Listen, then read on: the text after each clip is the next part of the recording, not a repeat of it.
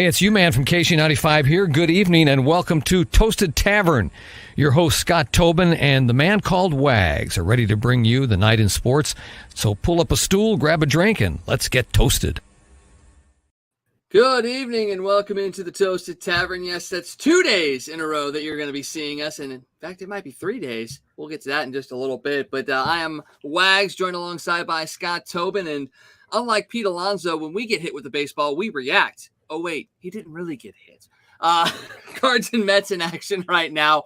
We'll get into that here in just a bit. We'll recap the Blues and Avalanche game one, talk a little bit about the NBA, and also some news out of the NCAA as well, which kind of hit in the last hour or so. That's very intriguing, and we'll talk about that. But first off, Scott, man, how you doing? How's your day been? I know it's only been 24 hours since we've seen each other last, but a lot still can happen.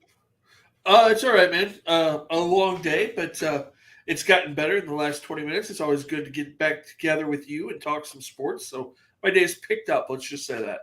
Oh, how sweet. I don't usually get that reaction. You know, I'm a sweet guy, man. What do you expect?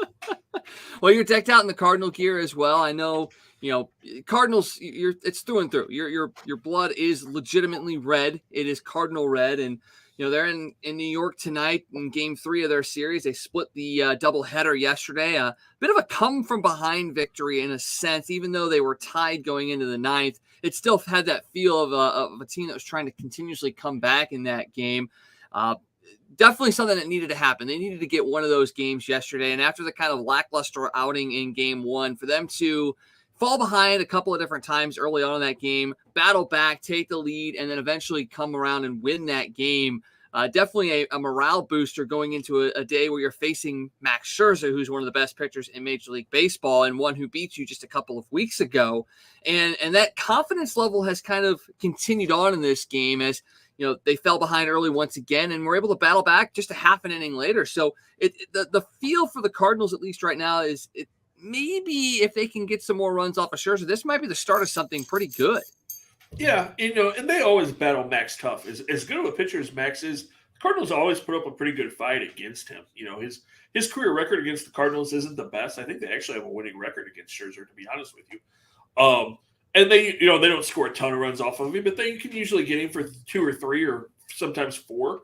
And if your pitching can hold up, you're in good shape. And I told you coming right before we came on the show, I looked at the lineup today and thought, what are we doing here? It kind of looks like a throwaway game. And I even questioned, what's Albert doing in the lineup?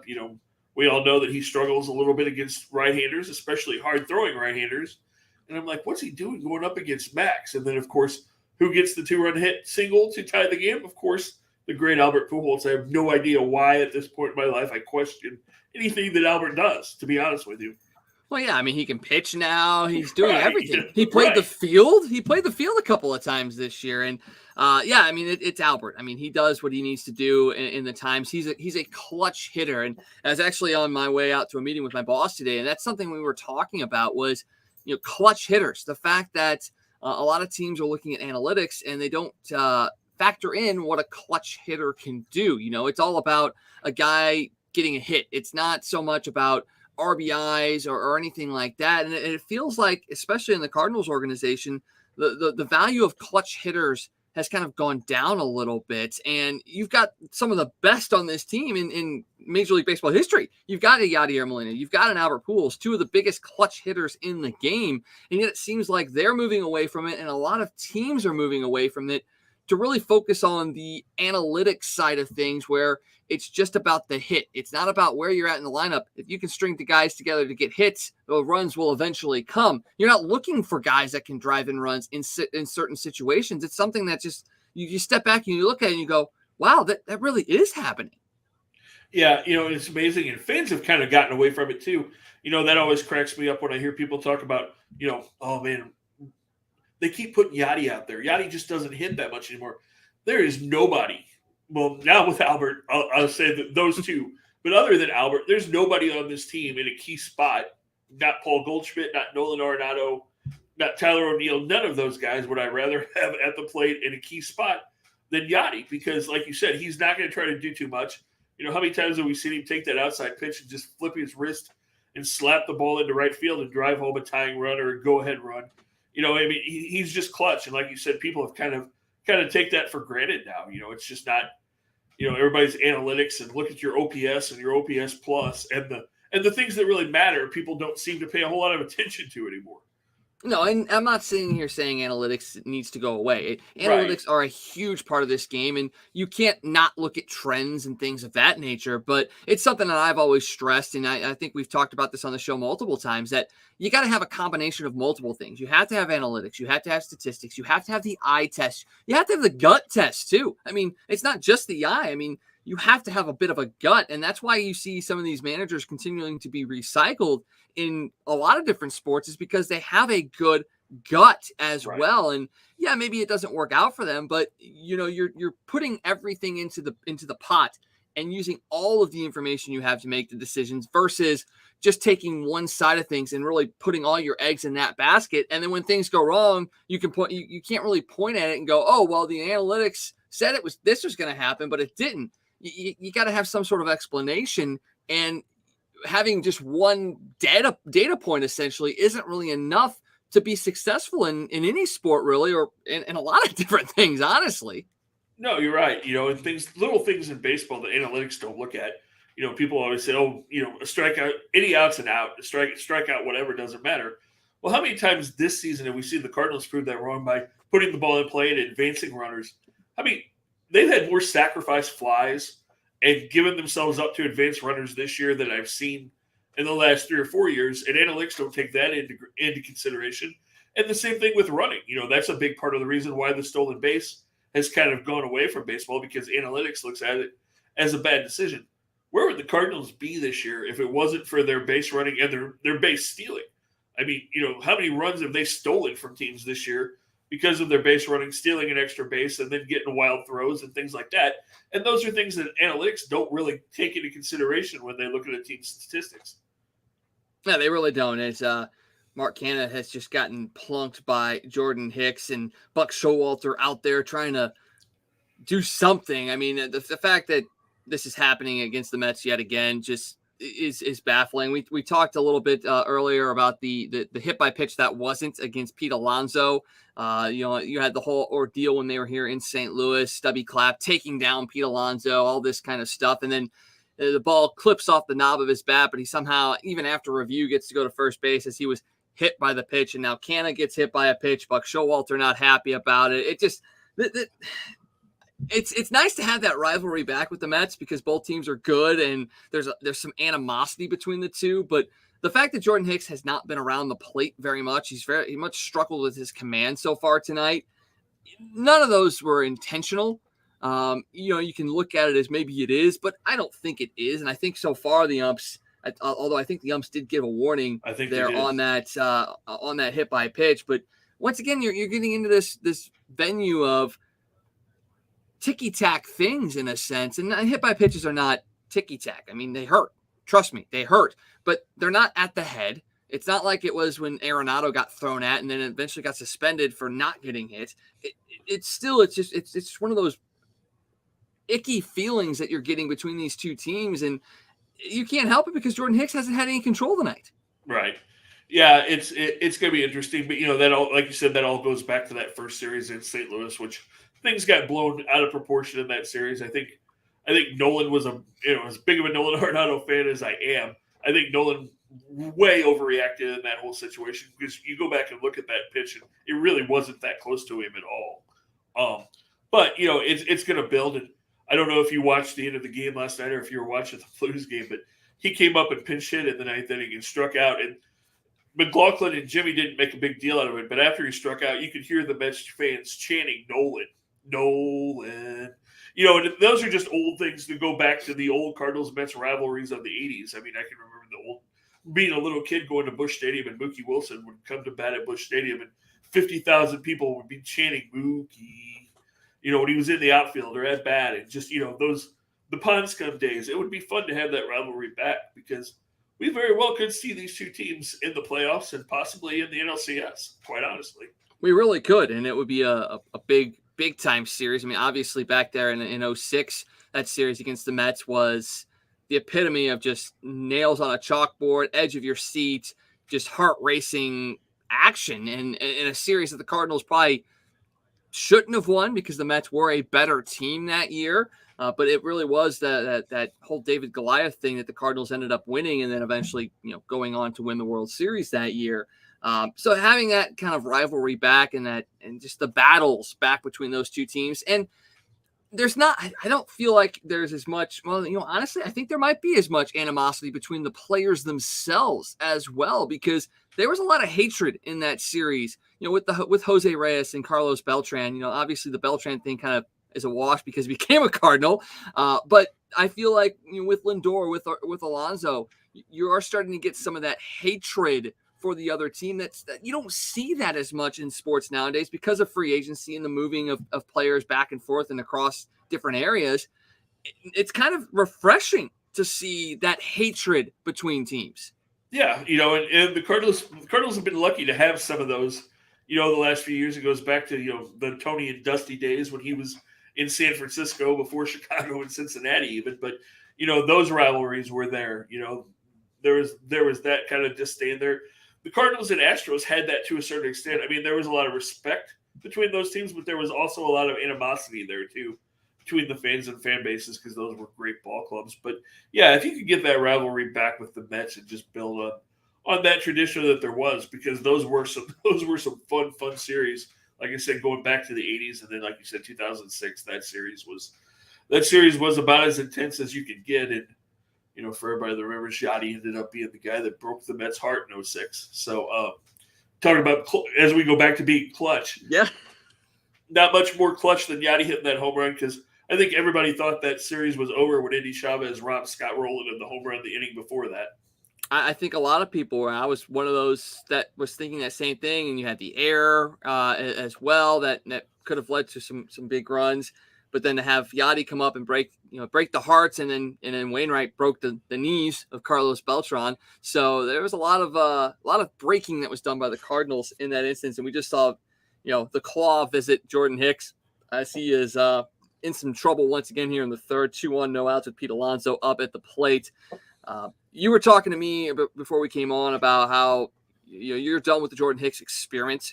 I mean, I'm kind of right there with you, because it was something that coming into the season that we were even questioning, because he had missed all of last season, and then you're going to try and push him out there to be a starter. It hadn't even really pitched in the last year. So at this point, yes, his innings have increased. He pitched his longest outing, 5 innings last Friday against the Mets.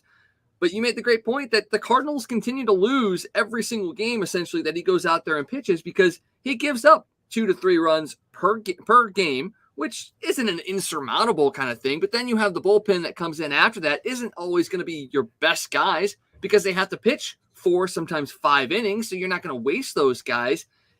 Yes, this is probably just a stopgap until Jack Flaherty comes back. But as we talked about last night, we're not even sure when that's going to happen. So do you sit there and go, okay, if this is what we're getting out of Jordan Hicks, why not move him to the bullpen and bring up a guy like Matthew Liberatore, who might be in the same kind of boat where maybe he only pitches 4 or 5 innings, but at least now you're getting a bit of a look at the future and a guy that's already used to being a starter.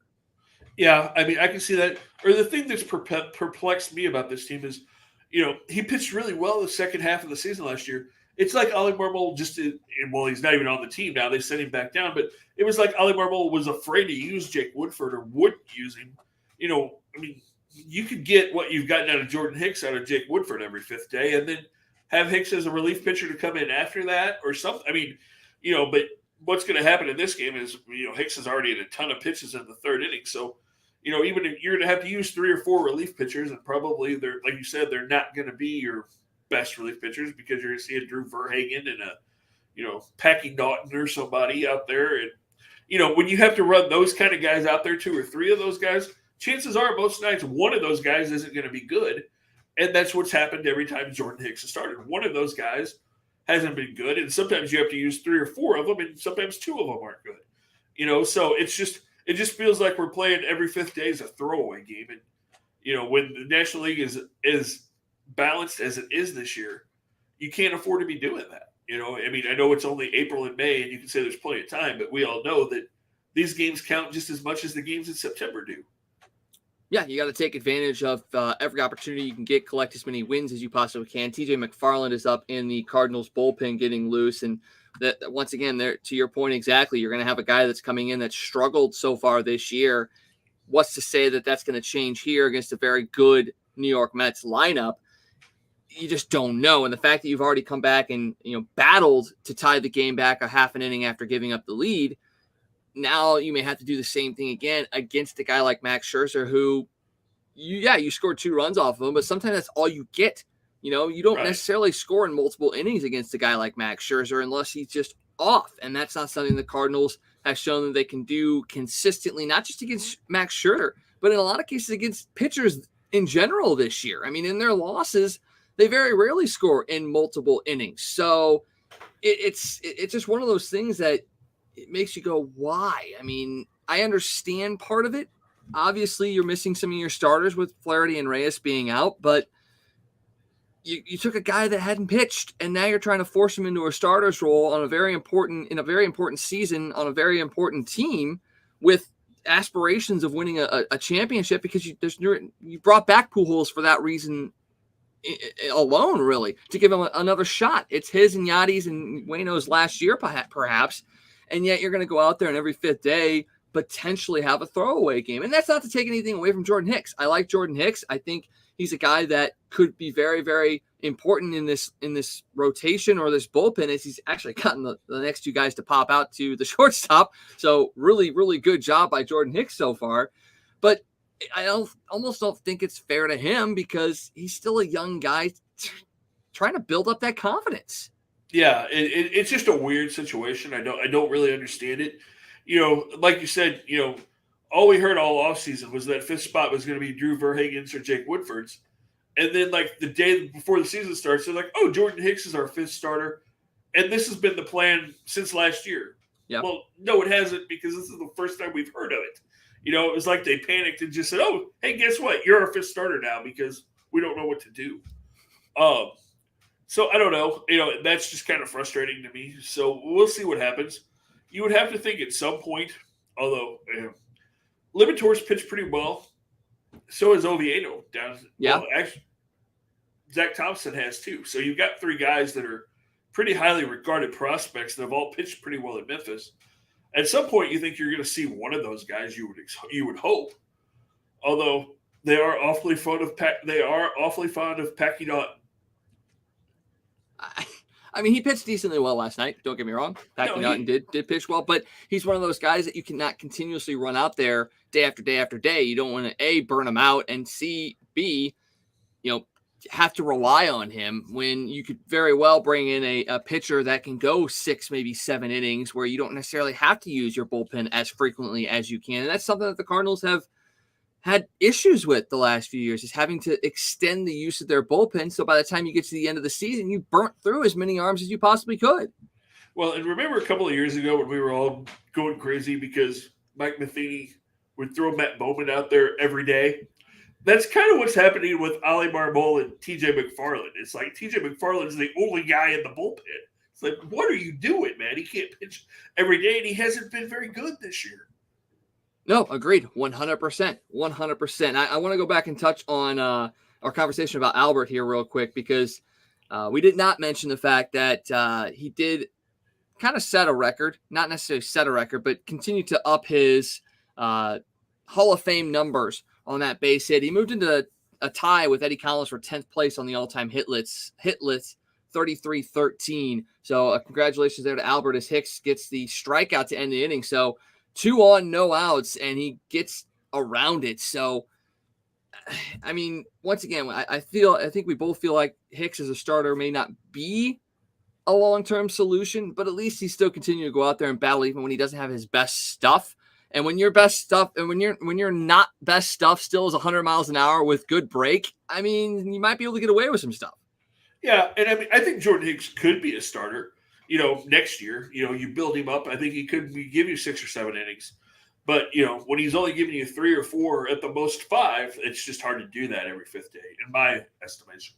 Yeah, I agree. I agree 100%. And I think you needed to have a extended spring training for him to be able to work himself out into that starter's role instead of trying to use the regular season to do that. I agree. So let's quickly jump back to yesterday's game 2. We talked about game 1 during our show last night. We were in the middle of game 2 when we came on for you guys last night. But Steven Matt's first appearance in New York since he signed with the Cardinals. Obviously, there's some animosity there between the owner, Cohen, and Steven Matz, because he thought he was going to re-sign with the Mets and did not. Mets did give up a couple home runs to Canna and Escobar, gave the Mets a 2-1 lead. But we talked about it last night. Paul Goldschmidt was a guy that has been red hot as of late. In fact, I believe he's raised his batting average roughly around 40 points in the last week, and he's up in the mid 300s right now. He had a couple of RBI doubles to tie that game a couple of different times for the Cardinals, so he produced yesterday. Tommy Edman hit a triple that drove in a run as well, and then the much maligned Tyler O'Neill ended up driving in that winning run in the 9th inning after the Mets had tied it in the 8th, although he did have 6 strikeouts over the course of the 2 games yesterday. So I don't know if the balance is actually balanced, because 1 RBI game-winning hit versus 6 strikeouts. I don't know where the weight shift is on that one. Yeah, although, you know what? We were talking about this when it happened last night. A lot of times when guys are in bad slumps like that, a little excuse me hit like he got last night to win that game might break him out of it. You know, that might be the thing that's kind of turns his momentum, because if you saw him after that event, I mean, he had a huge smile on his face, relief. You know, he might just relax now, and who knows, maybe he'll go on a run, because we all know he's capable. It's just a matter of time before Tyler breaks out. I really do believe that. And I hope you're right, because I was looking through some stuff today, and he's not very good on the sliders. In fact, he is 0.00000 hitting on any sliders that he has been thrown, which is not good. It's something that you look at and you go, how are teams just not continuously throwing him sliders all the time? Why would you even consider throwing him a fastball or any other pitch besides a slider? But, you know, he had the propensity last year. He showed that he can hit. He's still a guess hitter in my mind. I still think he is a guess hitter, but he guessed right last year, and now it's not so much that he's guessing wrong. I mean, you made the point a couple of different times that it just seems like something's off. Not that he is not seeing what's coming his way, but there's just something physically off in his at bats right now. Yeah, there's some part of his swing, some part of his trigger that's just a little behind, that's not letting him catch up with pitches. So, you know, I think he's going to figure it out. I think he's going to get going. And it's funny, I was looking at this today. As much as we want to rip on Tyler O'Neill and say, man, he's having a horrible year, as good as Paul Goldschmidt has been, he's only got 3 more RBIs than Tyler O'Neill does. And Nolan Arenado, who's the player of the month, only has 8 more RBIs than Tyler O'Neill does. He's tied for 10th in the National League in RBIs, and we're complaining about the guy. That is the crazy thing, and that's why, once again, you cannot continuously always just look at the numbers, because you look at that and you go, oh, he's top 10 in RBIs. That must mean he's killing it. So you keep him going into the lineup every day. But then you watch and you go, okay, well, the swing's off just a little bit. Maybe even his body language is off a little bit. So then you have to sit there and go, okay, maybe he needs to have a day off or something, as that's a really low strike on Corey Dickerson. But that's Max Scherzer on the mound for you.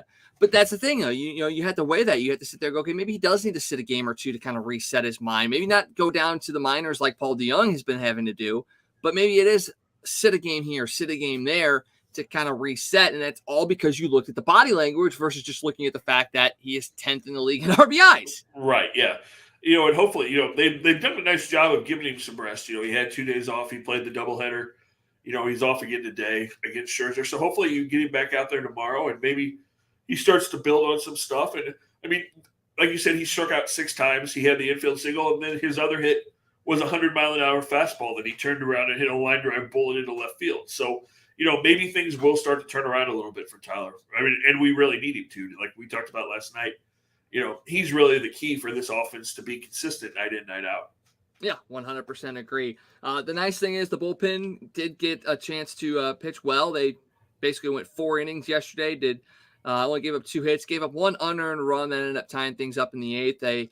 The crazy thing is, though, they gave up 6 walks, and that's a little discerning as well, because that's a lot of walks for 4 innings, and they were able to kind of pitch around it, obviously, only giving up the 1 unearned run. But the fact that Matz came in, didn't walk a batter, and struck out 7, and then your bullpen walks 6 guys, As good as the stat line was, that doesn't make you feel good at this point. No, yeah, there was definitely some struggles with the control, and then Andrew Kisner had some issues behind the plate last night. The run that they scored, the guy got on base because of a strikeout, and ball got past Kisner. The guy gets on first base, and then you get a walk and a hit, and Ryan Helsley gave up his first run of the year. Unfortunately, luckily for him, it was unearned, but Ryan Helsley's just been nasty. I mean, that guy is almost unhittable this year. He's like a totally different pitcher watching him out there. And it's good to see. I mean, because he's one of those guys that, deserves success, somebody that's put in a lot of hard work. And it's good to see that he's getting that. And it's a big game for the Cardinals tonight as well. Brewers take a 7-6 victory over the Braves today in 11 innings. So in order to kind of keep pace with them, you got to find some way to win this game and really maybe put a little bit of I wouldn't say a stain on Max Scherzer, but, say, hey, look, we can beat you. And if a team that you're facing right now is someone you're possibly facing in the playoffs, the fact you can get a win against their best pitcher would be something that you can, put in the notebook and bring it back out during the playoffs and say, okay, we've done it. We've shown we can do it. Now let's do it here when it really, really matters. Yeah, absolutely. And one thing this team has shown so far this year, last year everybody said, oh, they can't play with the really good ball clubs. Well, like we talked about the other night, they've already won the season series against the Giants. If you can find a way to win tonight and tomorrow, you win the season series against the Mets.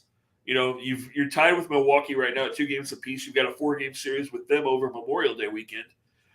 So they're going to have a chance to really show that they can play well. And even the games they've lost against the good teams this year have been really close, competitive games. They've not really gotten blown out. They've been right there with everybody. So it's going to be fun because the rest of the month is going to be tough too. You've got Pittsburgh over the weekend, but then you go into Toronto and you got Toronto and Milwaukee at home, and then you have San Diego to end up the month.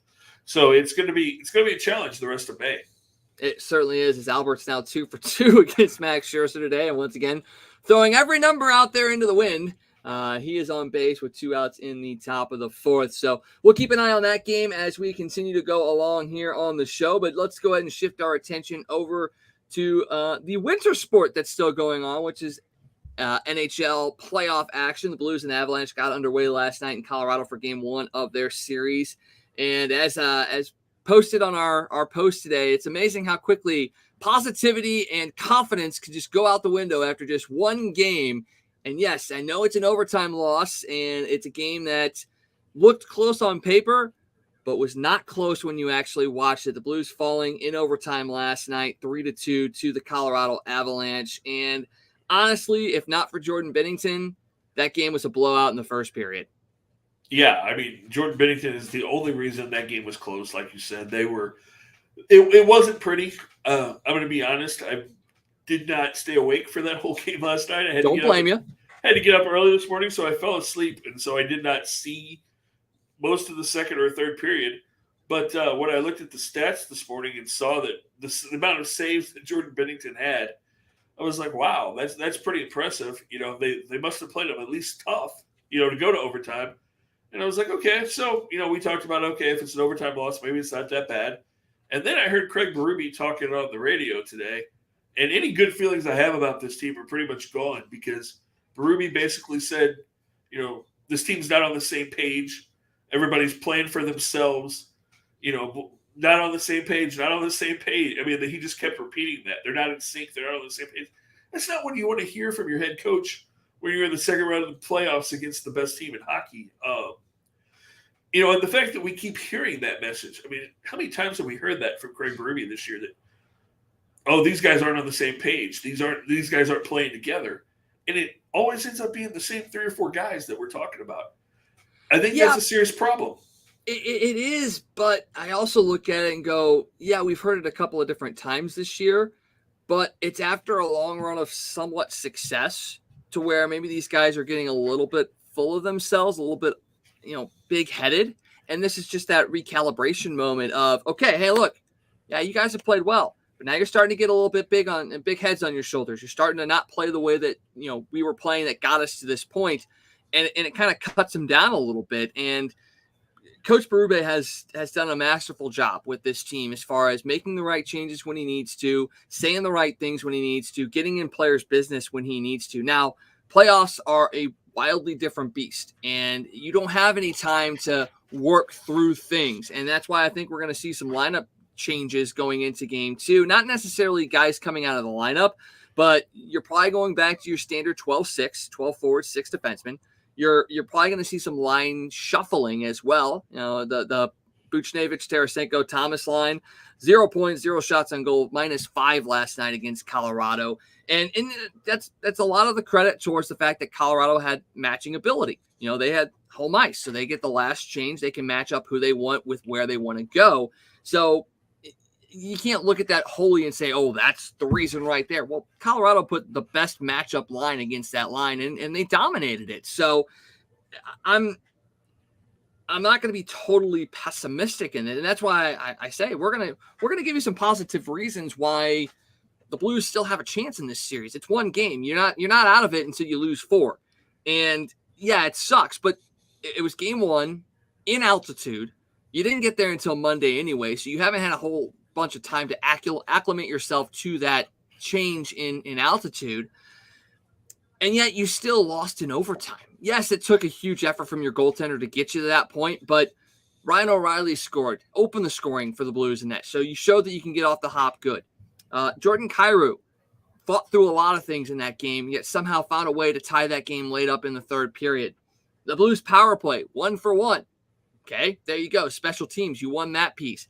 They killed off 3 Colorado power plays, which if you looked at it going into that series, we talked about it last night, Colorado power play only 9.1% against the Blues in their 3 games this year. So if you can succeed and win the special teams battle, yeah, 5-on-5 is going to be tough with a team that's as dominant and as good as Colorado is, but you give yourself a fighting chance. And the Blues did not play their A game last night. No. Okay. Colorado played their A game last night. If the Blues can play their A game, they can match the Colorado A game. They may not beat it, but they can match it. And if they match that and you lost in overtime, that gives me some decent feelings. I'm not going to sit there and say they're going to go out there and dominate in game 2 and end up rattling off 4 wins, but I'm not going to be all doom and gloom going into this. Now, if they continue to lose the face-off battle like they did last night, 64-36%, you're not going to win this. You're not going to win a game this series, because in the games against Minnesota, the games that they won the face-off battle, they won. The games that they lost the face-off battle, they lost. Well, last night they were horrific in the face-off dot, and if they cannot improve on that, the series is over in 4. Yeah, I agree with you. You know, going back to real quick, just the Berube thing, I think the thing that worries me about that, his comments, I think the thing that worries me not just about this series, but the Blues going forward, is the fact that, you know, you said, okay, some of these guys, they have some success and then it goes to their heads a little bit. I think it's a real concern when it's the guys that are supposed to be the young building blocks of this team. They're supposed to be the leaders of this team over the next few years. When you're talking about, when you're constantly hearing Jordan Kyrou's name get thrown out there as a guy that kind of loses focus, Robert Thomas's name that gets thrown out there by Craig Berube and not doing the things he's supposed to. I mean, Vladdy, you know, that happens, you know, every couple of months. Vladdy gets thrown out there for not doing something he's supposed to or disappearing in big moments. But when the guys like that, when Kyrou and Thomas are constantly being brought up as, okay, they played really well, and then all of a sudden it's like you said, it kind of goes to their head and then they disappear and they don't play well. When it's guys like that, they're supposed to be the future leaders of this team and the building blocks, that has to kind of worry you a little bit, because to me that takes me back to a guy who everybody in St. Louis loved and was supposed to be a superstar in TJ Oshie, who we all know was more a me guy and more a, hey, I'm going to do whatever I want off the ice and not really pay attention to the team game thing a whole lot. And we all know how that played out. You know, those guys, you can have great talent, but if they're not team guys and they're more me guy than team guy, you're not going to win. And do you really want those guys on your team no matter how talented they are?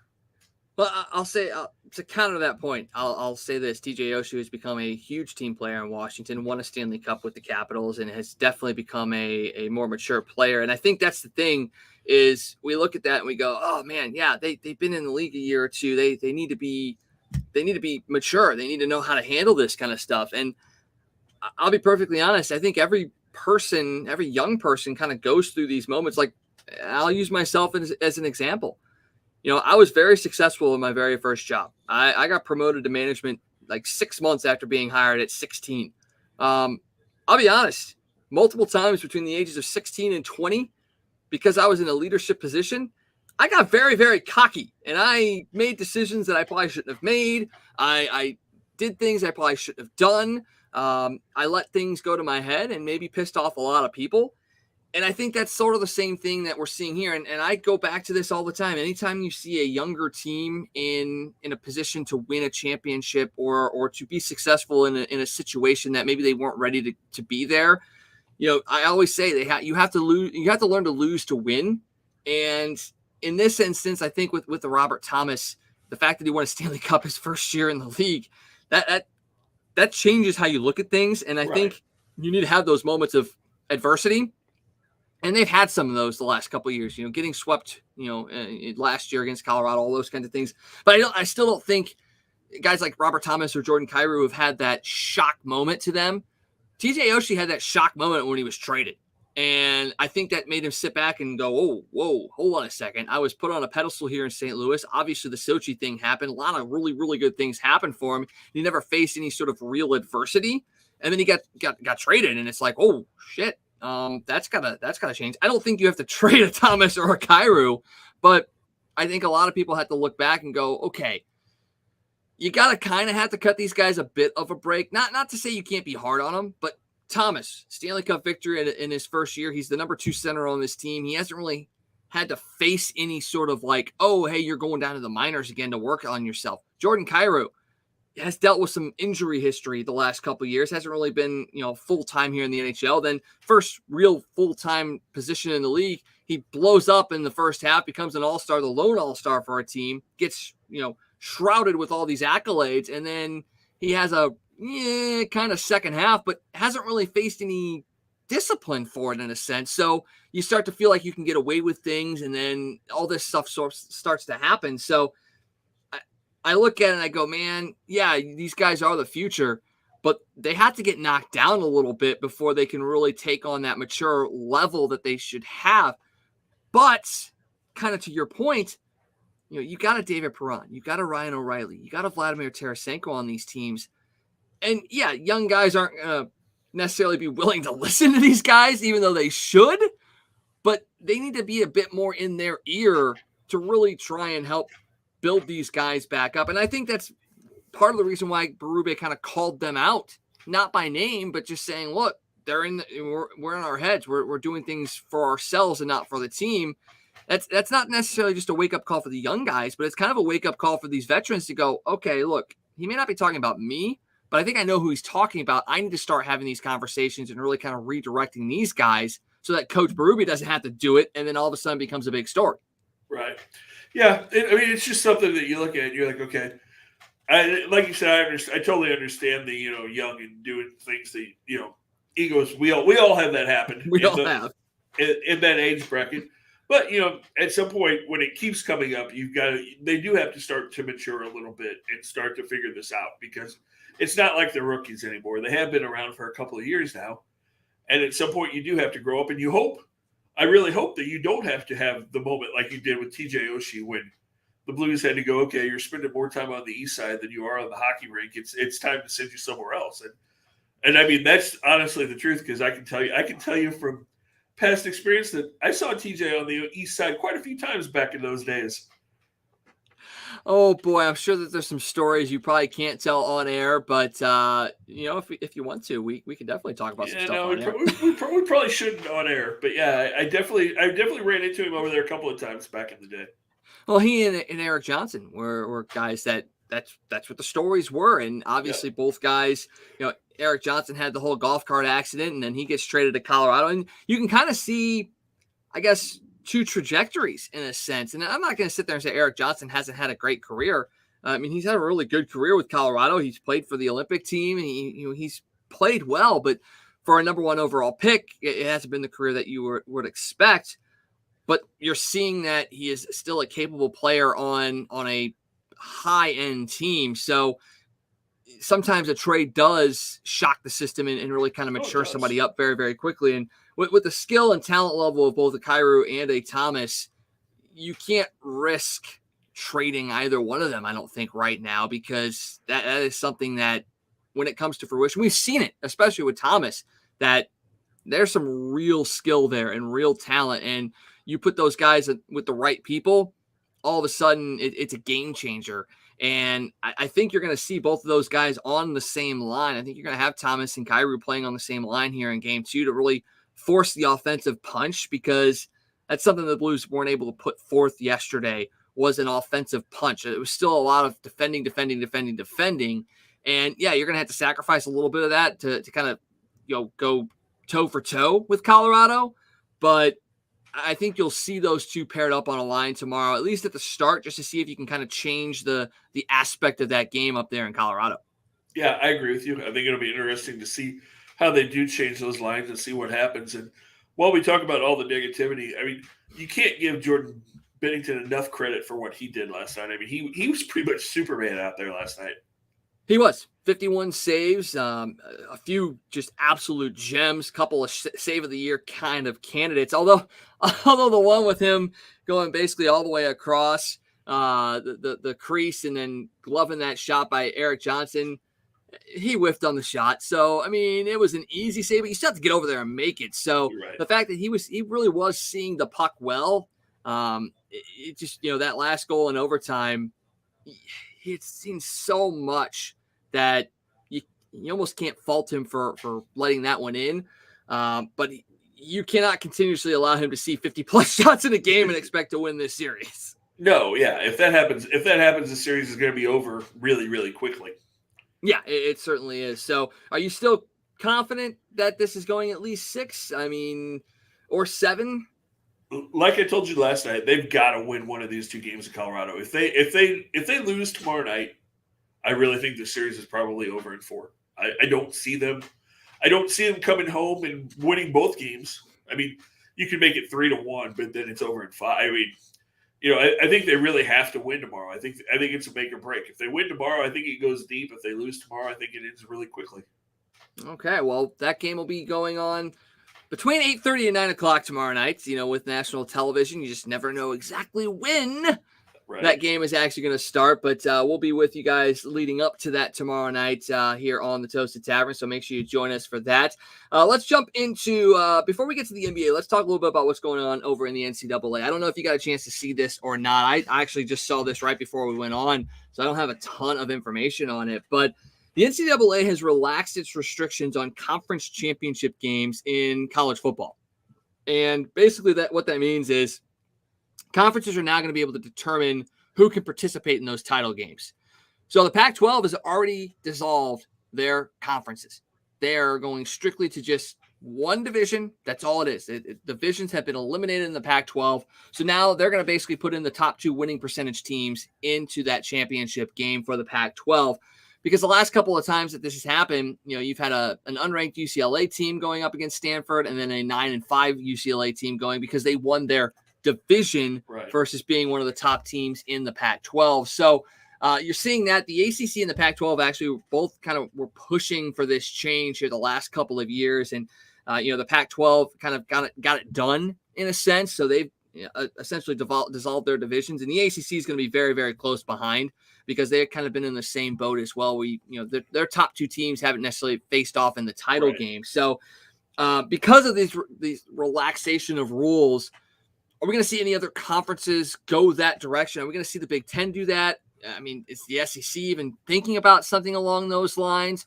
Are we going to see this happen across the country, or is it really just these 2 conferences that have really struggled in that aspect?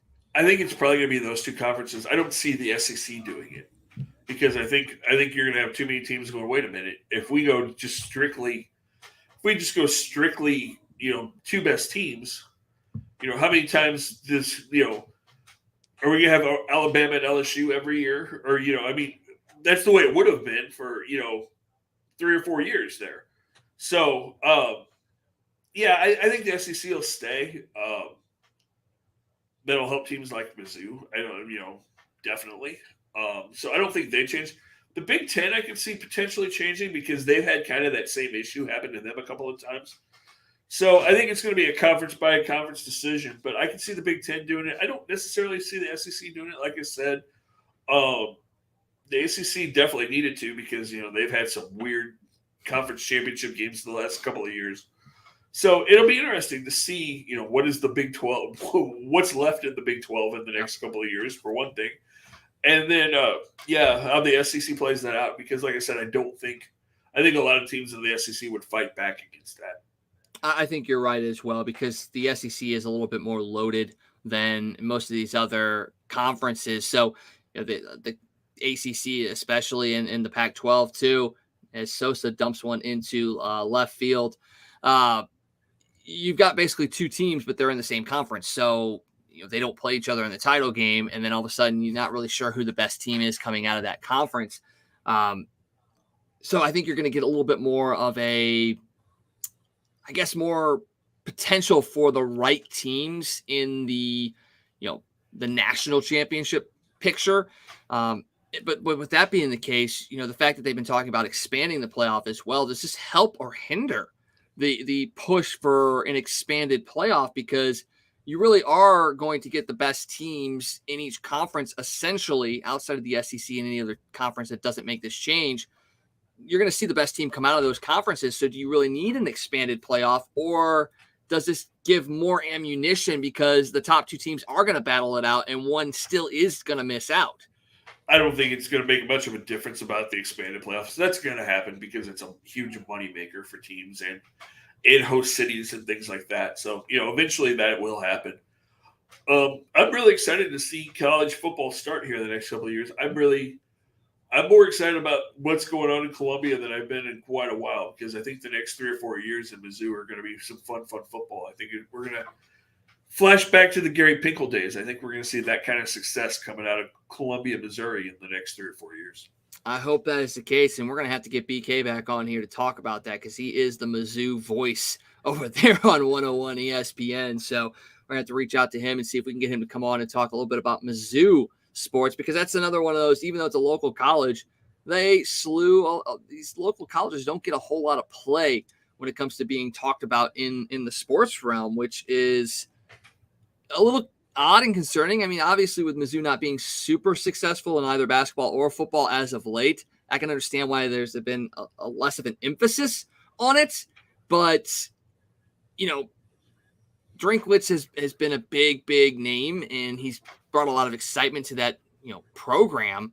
And then, you saw what Illinois did in basketball this past year. Yeah, football team hasn't been great, but then SLU basketball has been big as well. So I feel like we're missing out on some coverage of these colleges, and by getting a guy like BK on here to talk about it, not just on 101, but maybe on a couple of different outlets, is definitely something that needs to happen a little bit more.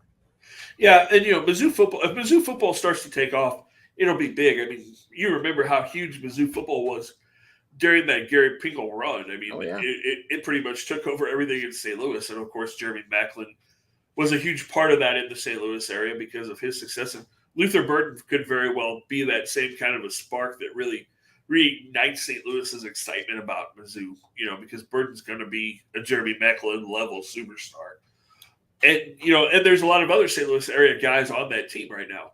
So I think you're going to see some excitement come out of Mizzou football. And, Mizzou basketball is going to be really interesting next year too, because they've done some interesting things through the transfer portal, so that'll be exciting. And SLU should be a big dance team next year. I mean, we've talked about it the last couple of years. I think next year, with everybody coming back and guys getting completely healthy, I think next year the Billikens are going to be almost dominant in the A-10. And I still think the Billikens need to look and move into a different conference. I just don't think they get the recognition that they deserve being in the A-10. It's just not looked at as some of the other conferences are around the country.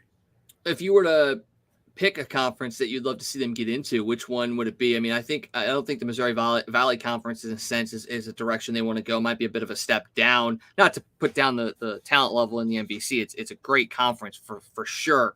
But, do you look at them going to a Big Ten, Big East? Okay. Because it's basically a basketball conference at this point. With Georgetown, you get a bunch of Catholic schools up there as well, with Georgetowns and with some of those teams. There's no football teams in that conference anymore. It's basically a basketball conference.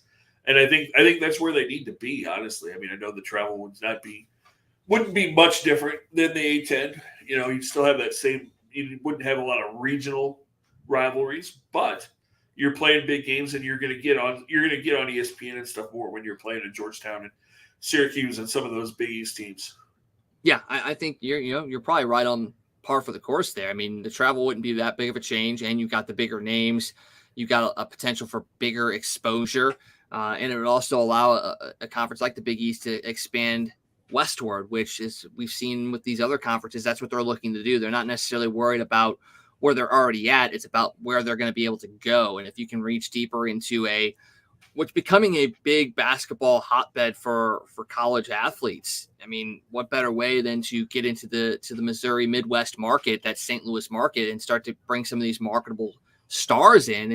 And, speaking of one of those, we had Jayson Tatum. He is now playing in Boston, and, he went to Duke and helped raise the profile of St. Louis basketball players once more. And I mean, we've had a lot of great St. Louis basketball products. Bradley Beal, one of them, Larry Hughes, obviously, as well. And, Larry Hughes Jr. is moving up in the ranks of great college basketball players to come here in the St. Louis area. So it would be huge, I think, for the Big East. It's a win-win, I think, for both the school and the conference. Well, yeah, and how many of those big star kids from St. Louis would be more likely to stay home if you say, hey, you're playing in the Big East and you're going to go play in Georgetown and Madison Square Garden a couple of times a year, and you're going to play, you're going to be on ESPN, and you're going to be more talked about.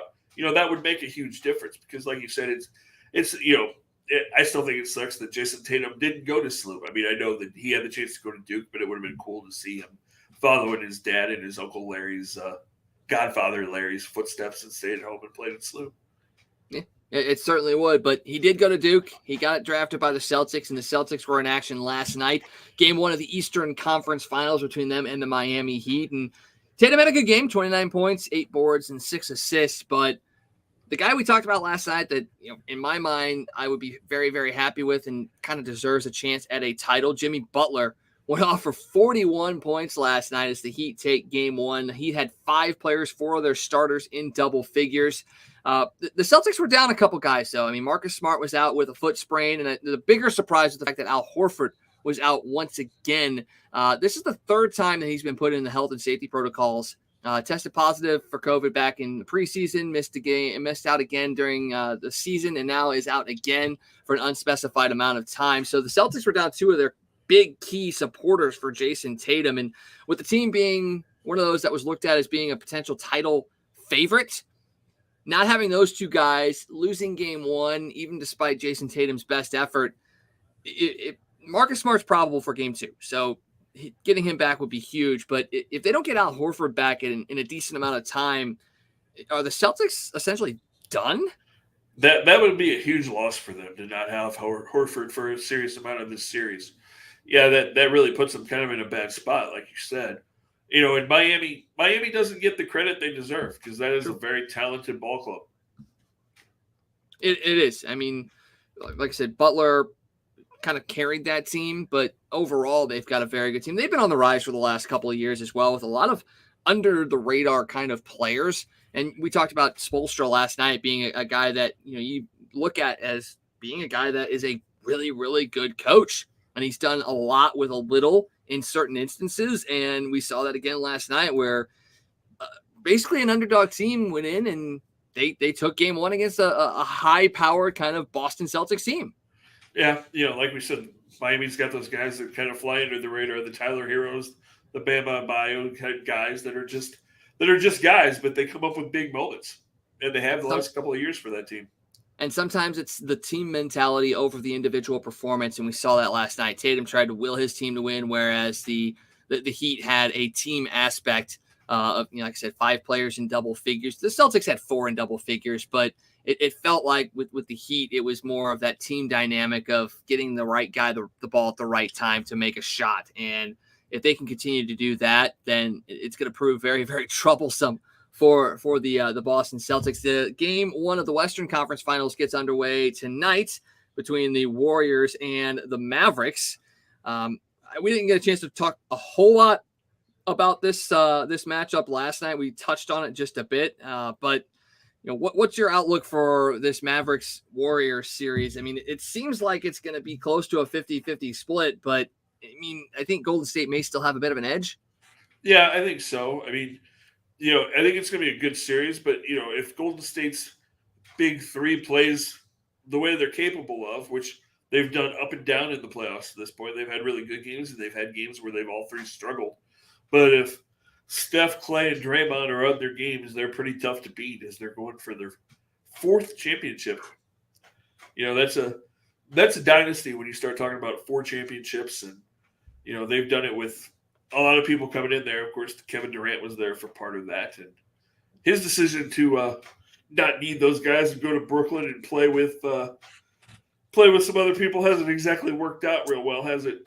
No, it almost seems like Kevin Durant isn't a good decision maker. That's interesting. No, that's very interesting. Again, it's another guy who decided that his ego was too big. That I don't need those guys. I can do it myself. Well, it didn't really work when you decided that you didn't need Oklahoma. You didn't want to play with Russ and you didn't want to play with Harden, and you're going to go to Golden State. And of course, you ran into some championships there with that group. And then you said, "Oh well, yeah, I don't need you anymore. I can do it by myself." Well, yeah, no, not so much. So this, and I'm not a huge LeBron fan as a basketball player.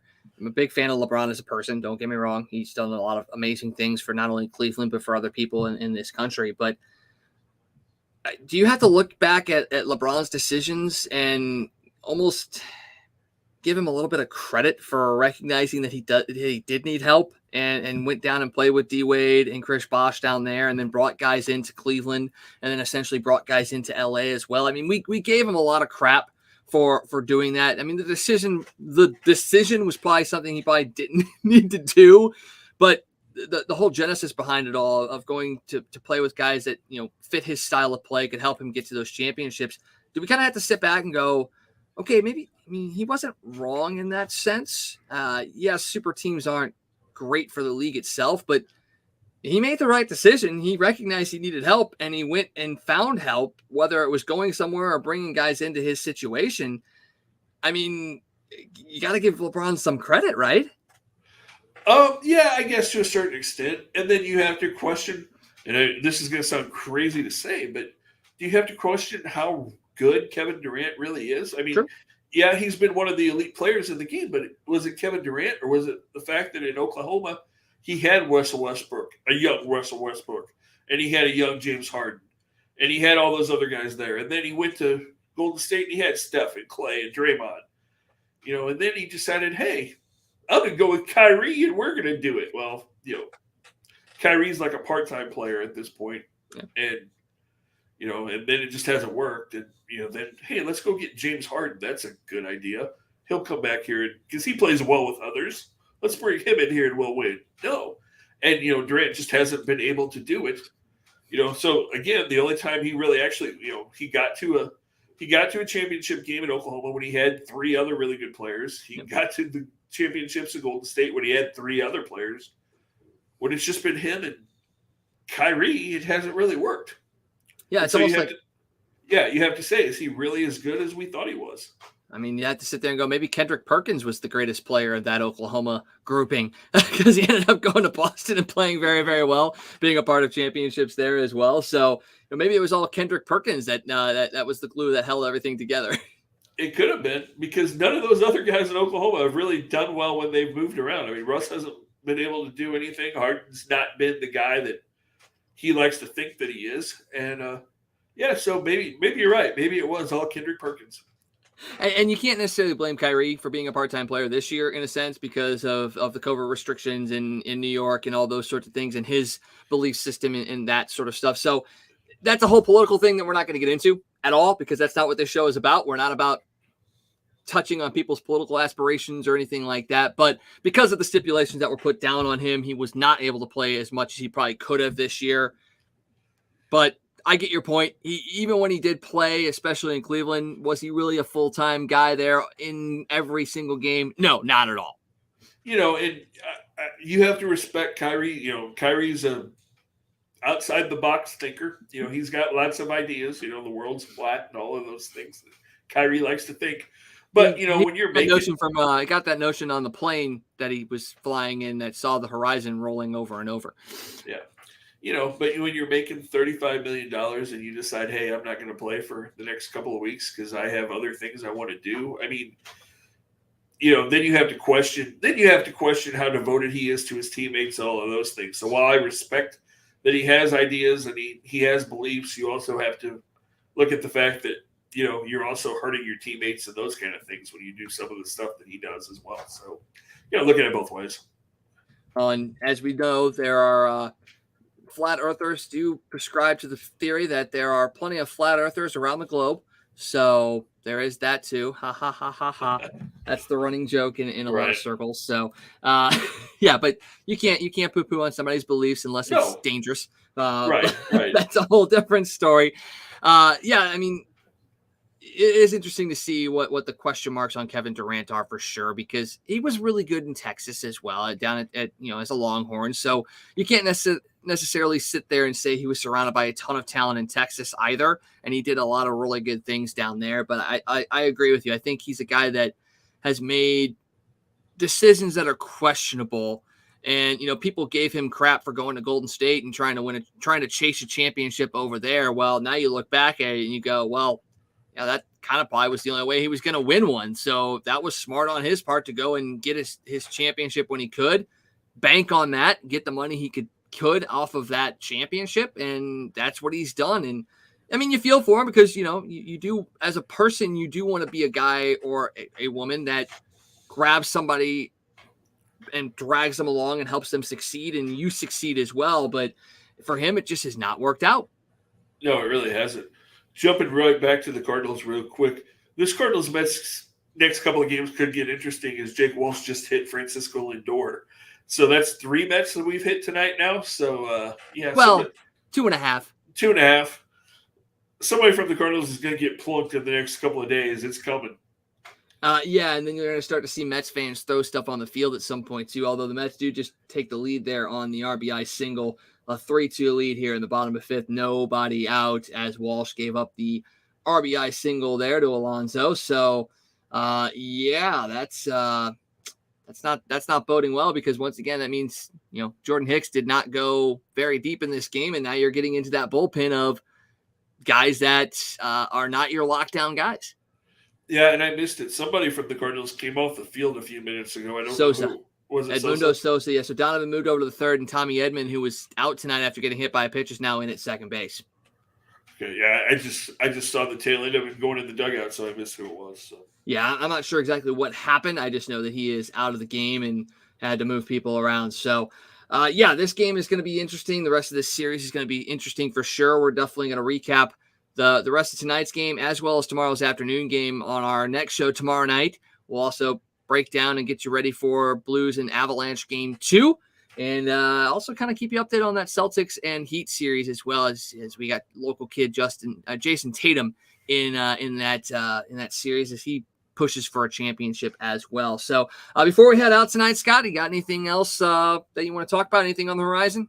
One quick NFL note: there were some rumors today that even though Carolina says he's still probably not available, Buffalo and Carolina have at least had a couple of conversations again about a possible Christian McCaffrey trade. Buffalo has been trying to make that happen all offseason. So that would be really interesting, as rumors are also starting to fly again that Carolina may still be interested in Baker Mayfield. So there could be some Panthers moves in the next week or two. That's going to be something to look forward to. I mean, we haven't had a whole lot of NFL news since the draft anyway, so let's keep our fingers crossed that some fun stuff is coming down the pipeline. I do know Deshaun Watson in the NFL also met earlier this week as well, so maybe some resolution on that, which would eventually in turn lead to some resolution on what Baker Mayfield's future is as well. So I think that's kind of what the holdup is right now, is until the Browns know exactly what the situation with Deshaun Watson is, they're going to hang on to Baker Mayfield just to be safe and have a quarterback in camp before the regular season. I mean, I haven't heard any resolution from that meeting between the two, but you got to think something's coming sooner rather than later. I mean, it would have to. I've seen different reports, different people speculate. I've seen anything from they're going to suspend him for 12 games to 10 games to he may miss the entire season. So Cleveland may have gotten themselves in a mess that they didn't anticipate with how long Deshaun's actually going to be out and what you do with Baker because, I mean, can you imagine if Deshaun Watson's suspended for the season and the Browns go, hey, Baker, guess what, buddy? You're starting.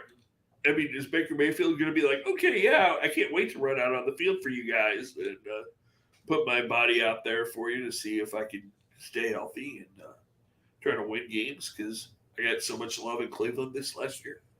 Well, I mean, it is the Browns. So, I mean, it wouldn't be a season without quarterback issues in Cleveland. As until Baker Mayfield came along, they just continuously ran through a string of quarterback after quarterback after quarterback being unsuccessful. So, you know, it's the Browns. You feel for their fans. I know you are a fan of theirs as well. So definitely feel for you and the kind of up and down craziness that is the Cleveland Browns. But yeah, it is going to be interesting to see how that plays out as Walsh is now exiting the game after 18 pitches.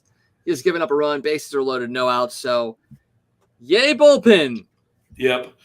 Another quick NFL thing. I know we're about to get out of here, but did you see the tweet from Drew Brees the other day where he said he might be at NBC, he might be playing football? Wouldn't that be something if Drew Brees decided to come back and maybe he goes to Miami and finally becomes a Dolphin quarterback at, 43? Hey, you know, I mean, that would be interesting for sure. I mean, there were reports out that NBC was done with him after 1 year, and then he's like, whoa, I haven't made the decision yet, although it's probably NBC's decision more than anything else. So, and then you also hear, you know, the fact that, you know, people are saying, oh, he's going to go to Fox. Well, Fox and Tom Brady have agreed to like a 10-year deal after he retires. So I'm pretty sure Drew Brees isn't going to go to Fox and go, hey, I'm at Fox. So wait, Brees is Brady's retiring after this year? Man, that's another year in a booth and I'm out again? Yeah, but, you know, Tom may not retire for another 10 years, so. Yeah, you never know. How, if you're Fox, do you give him that much money when he's never done anything broadcast-wise? Because everything else he's done so far has been turned into gold, and you're hoping to strike another gold piece, especially after losing Buck and Aikman. You got to keep some name recognition with you until, you know, because you don't, I mean, do you know who the lead broadcaster is for this upcoming season at Fox? I mean, I know you do, but like, does anybody really know who the lead analyst and the lead broadcaster for Fox is this year? You know, I understand that, but 10 years, 300, I mean, they're paying him more money than he's made in 22 years as a starting quarterback in the league to do something that nobody even knows if he can do it.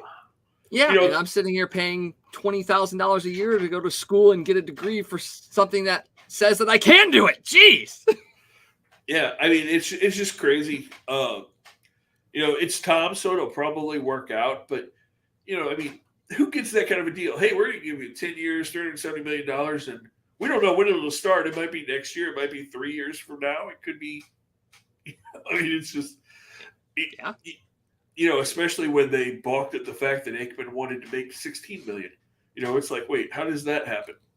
Yeah, that is the crazy thing is that you're spending that money to take a chance on an unknown quantity when you have a known quantity that maybe doesn't even want that much money, and you're going to let him go to a rival in a sense. Yes, it's one game a week, but it's Monday Night Football. Like that's going to raise his profile even more. And yeah, I mean, maybe ESPN would have thrown that money at Brady if Aikman and Buck had stayed at Fox, but they may not have. So it's just another case of Fox trying to do everything that they possibly can to keep the spotlight on them without necessarily putting out a great product. And I say that with all due respect to the Fox organization, because if you're ever looking to hire anybody, I'm sitting right here and I will speak glowingly of you every time. Yeah, absolutely. Absolutely.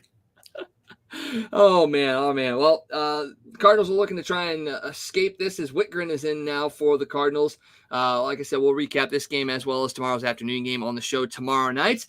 Until then, enjoy this game. Enjoy the game tomorrow afternoon, and enjoy the pregame leading up to tomorrow's Blues and Avalanche game. We'll be with you on Thursday tomorrow night to preview that as well. And anything else for you, Scott?